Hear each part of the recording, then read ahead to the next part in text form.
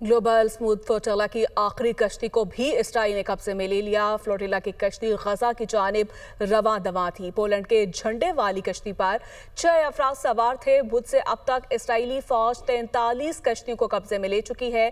कश्तियों में सवार तकरीबन 500 कारकुनों को गिरफ्तार किया जा चुका है। जेल इंतजामिया इसराइल के मुताबिक फ्लोटिला के 200 से ज्यादा कारकुनों को जेल मुंतकिल कर दिया।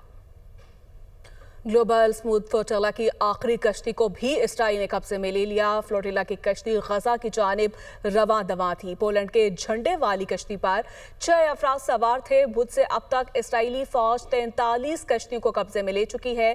कश्तियों में सवार तकरीबन 500 कारकुनों को गिरफ्तार किया जा चुका है। जेल इंतजामिया इसराइल के मुताबिक फ्लोटिला के 200 से ज्यादा कारकुनों को जेल मुंतकिल कर दिया। ग्लोबल स्मूथ फ्लोटिला की आखिरी कश्ती को भी इसराइल ने कब्जे में ले लिया। फ्लोटिला की कश्ती गजा की जानिब रवां दवां थी। पोलैंड के झंडे वाली कश्ती पर 6 अफराद सवार थे। बुध से अब तक इसराइली फौज 43 कश्तियों को कब्जे में ले चुकी है।